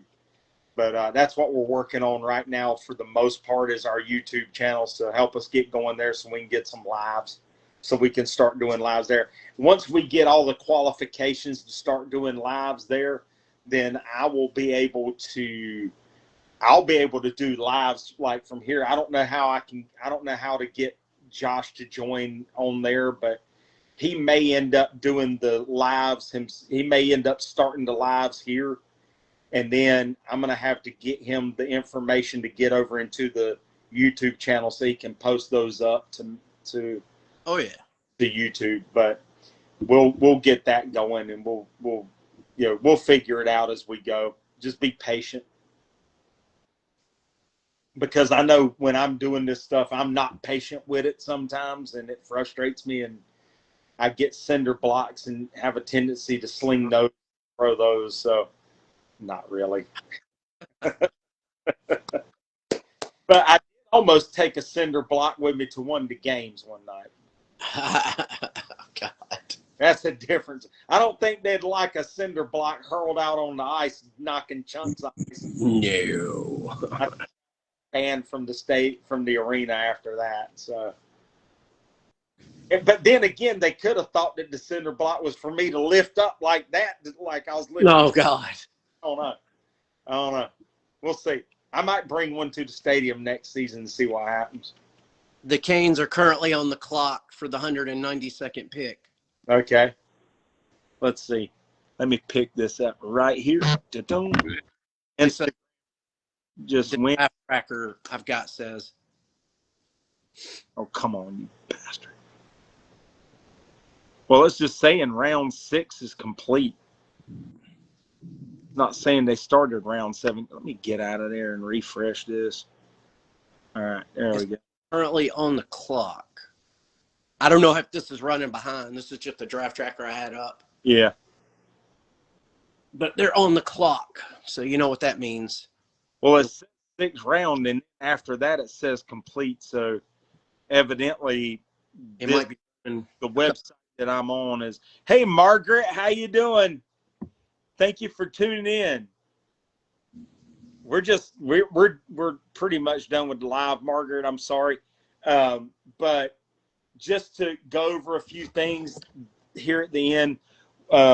We're just talking about the draft. We talked a little bit about the regular season, about the playoffs, the draft, and the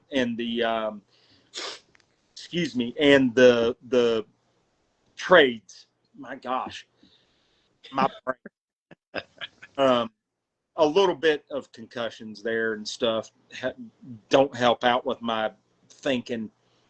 But anyway, we're talking about the possibility of either me or Josh or both of us getting together and going up to the Invisalign Center to see some of the prospects practice and stuff, and some lives from there. Yeah. Also, Margaret, we've had some sponsorships, and we're no longer in sponsorship with anybody. Nothing that happened bad. It was just they weren't able to keep up with product and send product out for our winners of our contests and stuff. So we mutually agreed to end the sponsorship on good terms, meaning that in the future we could come back to one of our sponsors. The other one, the person just no longer works for that company, and he didn't give me a heads up on anything, and I lost contact. So that ended that sponsorship by default. But we're looking for new sponsorships, local North Carolina sponsorships, and other sponsorships companies that want to join us for a sponsorship, not paid. It's all just product exchange and, them sending us samples of products to use, because we're not going to advertise something that we don't support or that's not good. And so yeah, that's what we're working on now. Margaret, also, we're on YouTube under the same name as the group, Carolina Hurricanes Fans, only spelled the same way with the capital letters in each word starting off. Also on Instagram and TikTok as well. So if you got those platforms, please go there and support us over there as well. But we're just looking at the drafts now going live, but pretty much we're done as far as the live goes. So we're just about to end it. But I'm so glad and so thankful for you guys, all of you that are members of the group. 3,000 long now. Margaret, if you have any friends or you know anyone that follows the Hurricanes or that are Hurricanes fans, please send them an invite to the group and have them join. That would help us out a lot there. It would help us out on YouTube as well. If you could go there and subscribe, really help us out, and go and watch the videos. Like the little shorts and stuff are funny. They're fun. They're fun to make. They don't take long to make. It's just me clowning around, and me and my wife clowning around. She's in quite a few of them as well. And so yeah, it'll be us clowning around. Also, Margaret, I'm on vacation this coming week. Monday, I'm going and getting my hair dyed. If you go back and look, I don't know if you were in the group at that time, but if you go back and look, I posted in the group. I posted a poll and posting up, if the Hurricanes won, would you like to see me get my hair dyed the Hurricanes colors? It was overwhelming yes. So and also I posted it on my own Facebook page, and it was overwhelmingly yes there. So Monday evening, we're going to go to the hairstylist, and she's going to dye my hair. She's going to bleach it out, and then she's going to color it Carolina Hurricanes black and red, and with the white bleach in it as well. So to be the Hurricanes colors. And Ellie will be there doing some lives and stuff as that's going on. So you'll be able to enjoy that as well. So yeah, that's all I got. So, and who did we get in the 7th round, Josh? I'm waiting for it to update. It hasn't updated yet. Oh, wait, hang on. I can tell you now. Maybe. Oh, come on. Give me the. So, wait a minute. Okay, there's the 27 draft. And it was what pick? The 100 and what? 196th. Let me try to bring it up.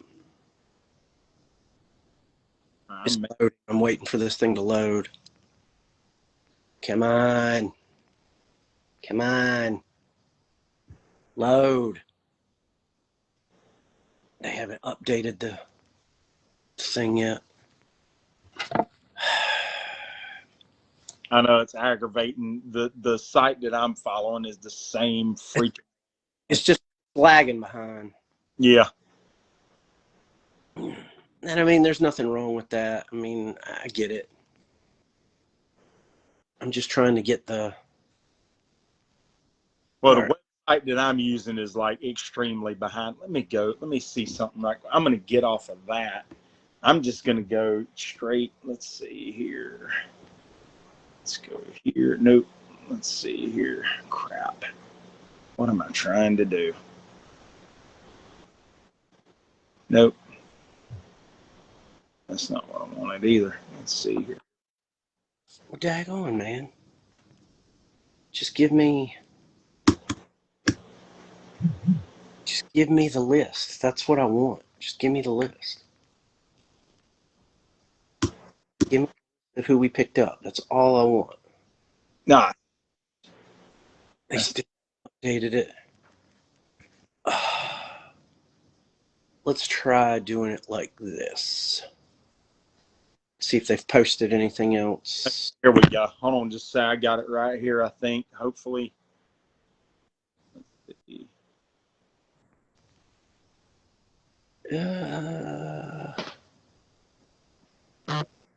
They haven't posted it yet on the Cane site either. Oh, geez. I'm trying to get this stupid website to update. Instead, I think it's like having a computer like glitch or whatever. Because like, Okay, Carolina. Well, they haven't gotten to Carolina yet. They're only showing the first 2 picks. well, 7. like I said, we've got one. We had 2 picks in the 6th round. I know who the first one was, but the second one is what I'm trying to find. Because Zachary Jovanikowski is the last one, and he was a goalie. It looks like Montreal traded the 100. What did you say it was? 100 and what?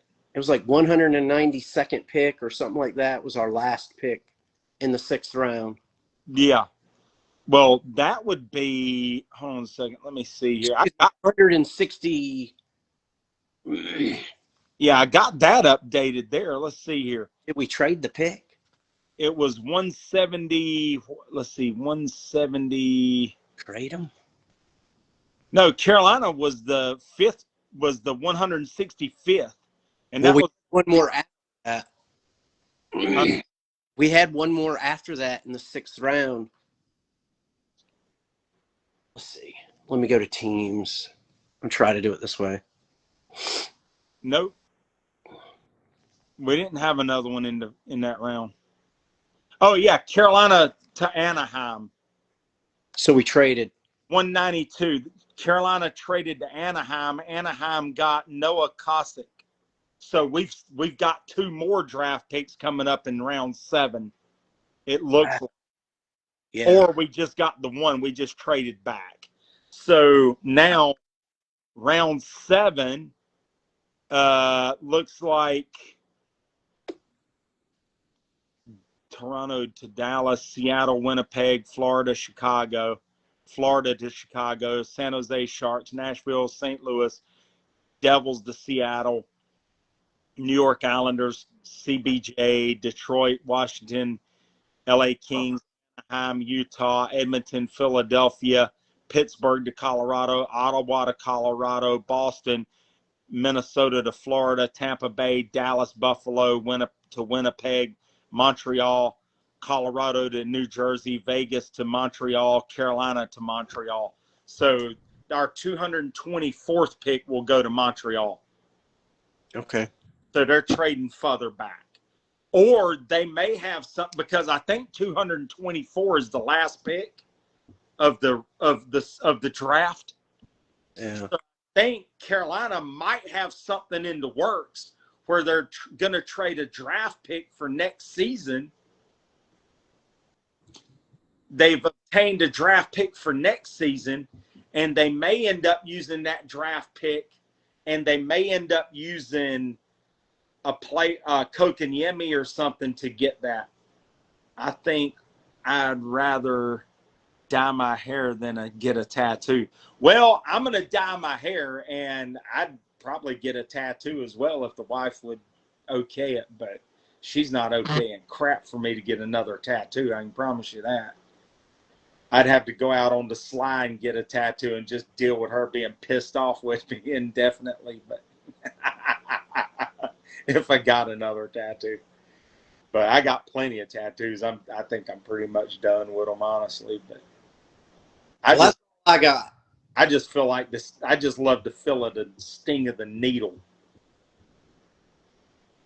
I love it. I love feeling that burn, that scratch and burn. it kind of feels good. Like it hurts, but it feels good at the same time. I know, weird, but I don't know. I'm not going to go crazy and get my whole head full of tattoos and shit like that either. But I wouldn't do that. That's stupid. I would love to get a good. I would love to go ahead and finish this out and get a sleeve. That'd be pretty cool. But Well, I'm out of information. the wife is a no go on that too. So.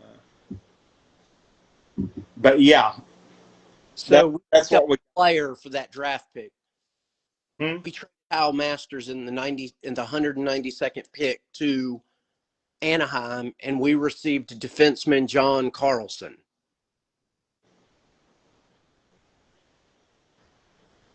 In the 192. That was what we traded. We traded Kyle Masters in the pick for John Carlson. That was the move. Uh-huh. So we didn't move back. We just picked up another player through trade. Noah yeah, we went. No, that was to Anaheim. Yeah. Yeah. Noah Kosick. Because we traded Kyle Masters and the 192nd pick. Yeah. All right, man. I'm out of knowledge. Unless you got anything else. Well, 196 was Calgary to Detroit. We were 192, but we traded. Well, if we traded, then that would be the last pick of the draft, which is 224, because that's the only other place that they're showing Carolina at. I think we're done. We got the rights to John Carlson. And we traded that to Montreal. So Montreal has the last three. They have the last three picks of the last four draft picks. We acquired pending UFA John Carlson. Okay. Well, let's see something right quick.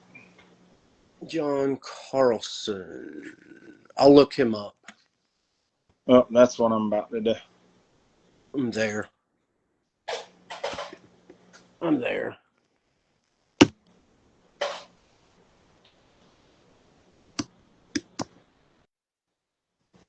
Oh.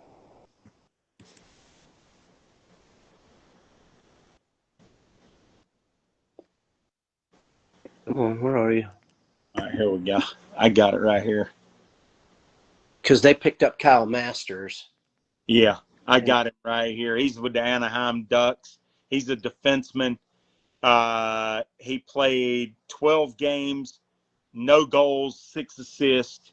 He's a 5 under. He played 6 games. He's 36-year-old. He's played 6.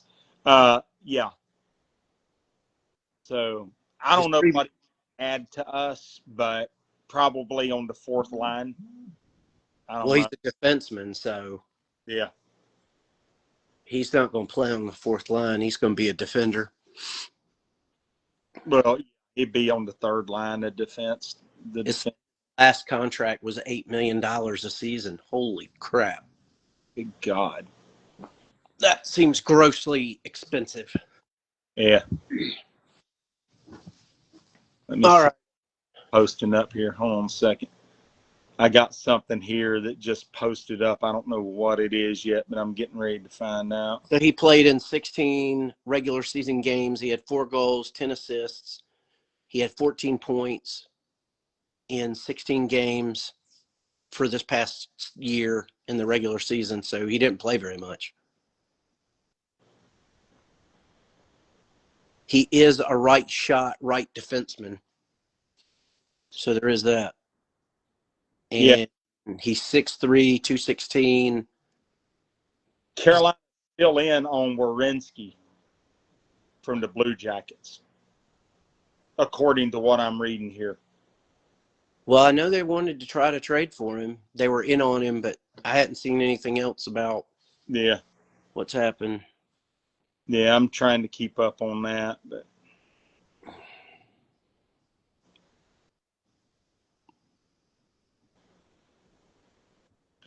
Alex Ovechkin. Uh, Alex Ovechkin is a free agent, but you know, according to what he was talking about, he's not coming back to the NHL. Well, he talked about going back to Russia, but Yeah, we'll see. and he already had the discussion with his wife and the kids and stuff, and they, you know, Anthony Mantha, he's a he wow, he's 31. Anthony Mantha, he's a right winger. He's a free agent. His cap hits 2.5 million. He's 33. He's played 81 games last season. 33 goals, 31 assists. Average time on ice is 15 minutes and 11 seconds.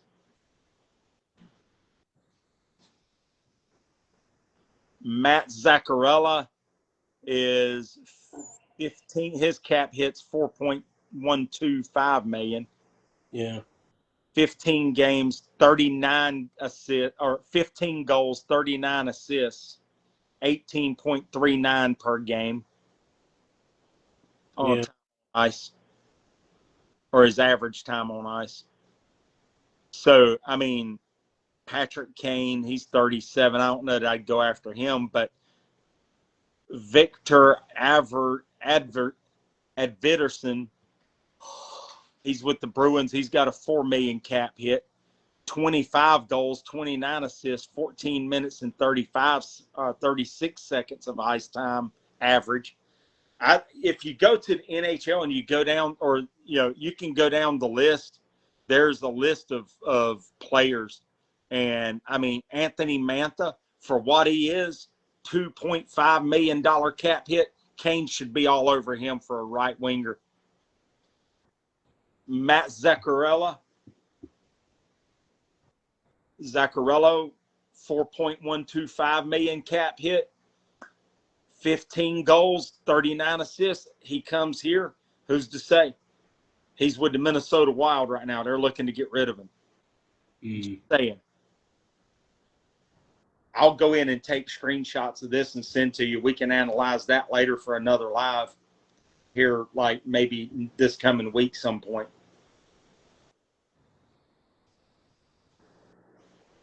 And we'll discuss other things as well. But that's all I got, man. That's it.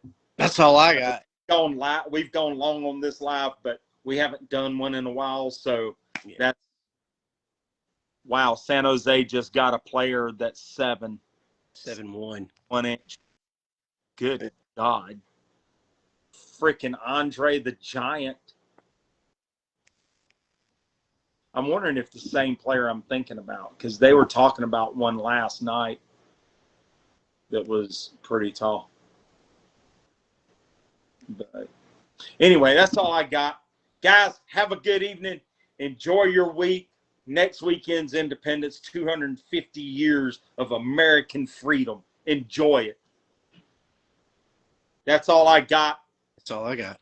Canes are in the mix. Yep. See what they do. We'll see if they pull a trigger on a player. There's plenty of free agents there. 4 of them that I just read off that's really, really good. Let's see. There's other ones that are honorable mention. But Patrick Kane runs out the top 5.